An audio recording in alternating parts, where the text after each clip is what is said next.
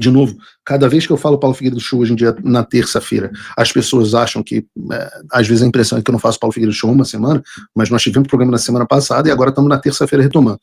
E eu estou me referindo a uma carta enviada no dia 7 de maio, que o governo brasileiro só confirmou o recebimento no dia 27 de maio, do Departamento de Justiça. E ela se tornou pública no final da semana passada.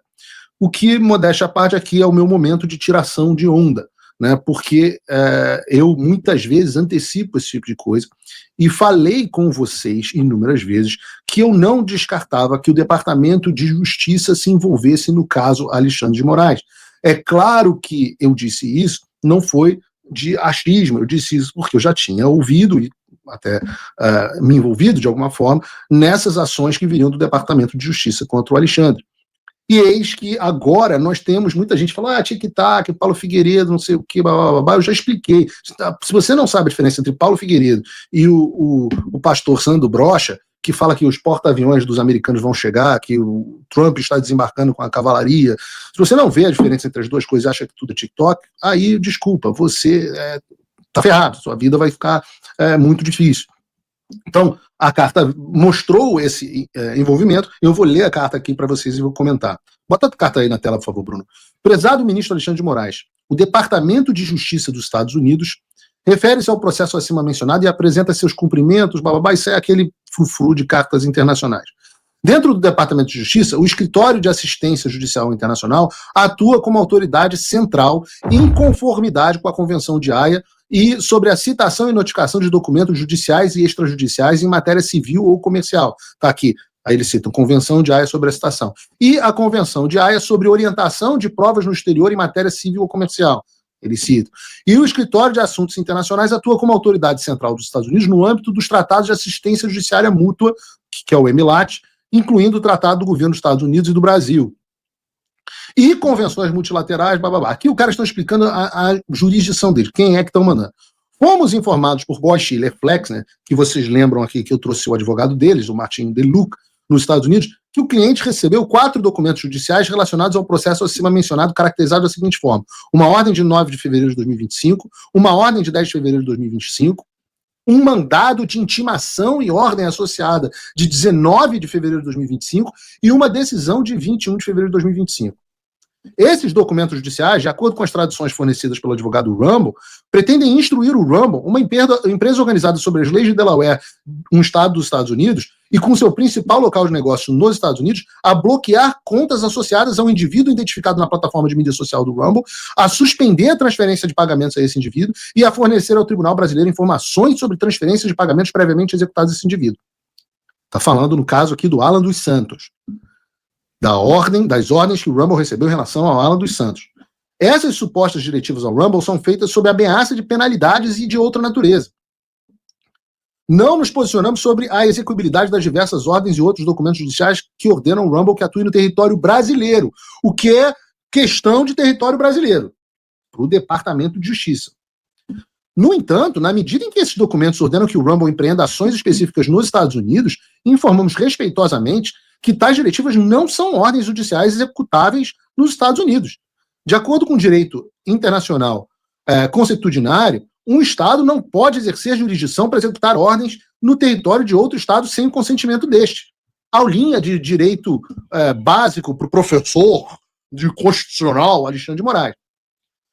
Eu vi até uma menina da CNN falando, não, vocês estão mandando isso, deve ter outro propósito, que o Alexandre, ela quase falou, e aí sou eu fazendo piada, está careca de saber essas coisas, ele é professor de direito constitucional, sei lá o que. Eu falei, ele pode estar até careca de saber essas coisas, mas não obstante, ele tentou dar o migué para uma ordem numa empresa americana, em território americano, sobre um indivíduo americano, para fornecer dados dos Estados Unidos e bloquear fundos nos Estados Unidos. Então ele pode saber, mas ele não fez. Diz a carta, para executar uma sentença civil estrangeira ou outra ordem judicial estrangeira em matéria civil nos Estados Unidos, a pessoa que busca execução geralmente precisa iniciar um processo judicial nos Estados Unidos para reconhecer e executar a ordem estrangeira. O tribunal americano, então, aplicaria a lei aplicável dos Estados Unidos e determinaria se ordenaria reparação ou não, sobre a qual ele tem jurisdição. A lei americana prevê diversas bases para o não reconhecimento, que podem incluir, prestem atenção nessa parte, a lei americana tem várias bases para o não reconhecimento que podem incluir insuficiência do devido processo legal ou a incompatibilidade com a lei americana que protege a liberdade de expressão. As ordens judiciais brasileiras não são execuíveis nos Estados Unidos sem procedimentos bem-sucedidos de reconhecimento e execução nos Estados Unidos. Eles aí expressam a preocupação sobre a forma de entrega de qualquer documento no Rumble, que equivale a dizer assim, Alexandre, essa sua notificaçãozinha de WhatsApp, mandar e-mail para a empresa americana, postar no Twitter notificação e intimação, você faz isso lá com as tuas negas do Xandaquistão. Aqui nos Estados Unidos, não. Aqui nos Estados Unidos, não. À medida que o Tribunal Brasileiro busca instruir o Rumble a tomar medidas no Brasil, a entrega de documentos judiciais no Rumble nos Estados Unidos deve ocorrer por meio de um canal apropriado, consistente com o direito internacional, consuetudinário e quaisquer acordos aplicáveis entre o Brasil e os Estados Unidos. Esses canais diferem dependendo se o caso é civil ou criminal. E aí entra, cara, que humilhação, porque aí entra uma aulinha de como notificar.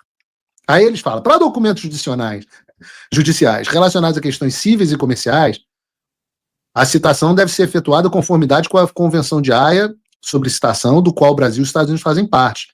Pessoas nos Estados Unidos podem ser citadas de acordo com a Convenção de Haia sobre citação no meio do canal principal de transmissão, artigo 5, ou qualquer um dos canais alternativos ou derrogatórios. Por exemplo, artigos 8, 10 ou 25. Aulinha. Senta aí, Alexandre, senta aqui. Solicitação de provas ou informações de terceiros em relação a questões cíveis ou comerciais não devem ser encaminhadas pela Convenção de Haia sobre citação. Ou seja, está falando aqui que nem a Convenção de Haia é o caminho, mas podem ser encaminhadas como carta rogatória ou sobre a Convenção de Haia sobre provas. Aí ele dita, artigo 12, babá. Lembra da carta rogatória? Aí diz assim, o OIJA, que eu acho que da Convenção de Haia, não utilizará medidas compulsórias para executar uma carta rogatória que pretenda penalizar uma testemunha não parte nos Estados Unidos por descumprimento. Ou seja, você pode até mandar carta rogatória, mas não vai acontecer nada com a pessoa se descumprir aqui nos Estados Unidos. Aí continua, e aí vai entrar até no meu caso. Os Estados Unidos podem fornecer uma ampla gama de assistência em casos criminais, quando as informações ou provas procuradas estão localizadas nos Estados Unidos. Ou seja, os Estados Unidos têm cooperação com os Estados Unidos. Como a autoridade central dos Estados Unidos, responsável pela implementação de MLAT, o OIA, que é o Office of International Affairs, né, auxilia promotores estrangeiros, juízes de instrução e autoridades policiais a obter informações e provas localizadas nos Estados Unidos para uso em investigações criminais, julgamentos e procedimentos relacionados no país estrangeiro. Isso inclui, né, a assistência, entre outras, a notificação de processos judiciais ou outras notificações a pessoas localizadas nos Estados Unidos, como Paulo Figueiredo. Autoridades centrais ou competentes legalmente designadas, sob MLAT ou acordos internacionais, podem fazer solicitações aos Estados Unidos em nome das suas autoridades. Todas as solicitações feitas de acordo com o MLAT devem ser submetidas por meio à autoridade central, que é lá do Brasil, designada para fazer solicitações em nome da autoridade do país solicitante, de acordo com o tratado. O OIA não pode executar uma solicitação de assistência de acordo com os termos do MLAT se a solicitação não for submetida pelo canal central.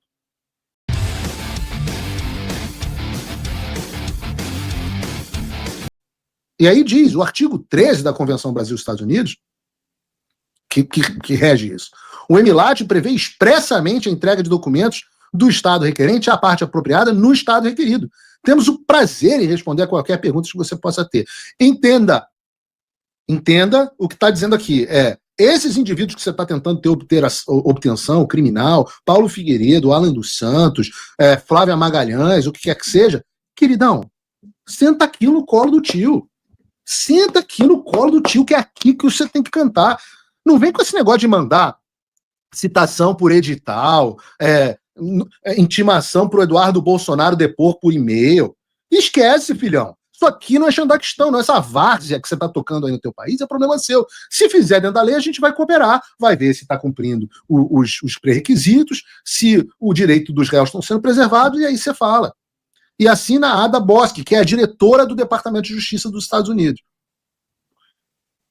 E eu já expliquei do que se trata. Agora, essa aula que foi tomada, lembra lá atrás? Não, juridicamente inócuo. Juridicamente inócuo, não, isso não interessa. O que não adianta tentar citar o Paulo Figueiredo na Casa de Festas Pérola Negra, que era um puteiro no meu tempo, ouvi dizer por uns amigos. Era um puteiro no Rio de Janeiro. Agora não sei se é efetivamente uma casa de festa. Mas, obviamente, me citar lá não deu certo. Me citar por edital também não dá certo.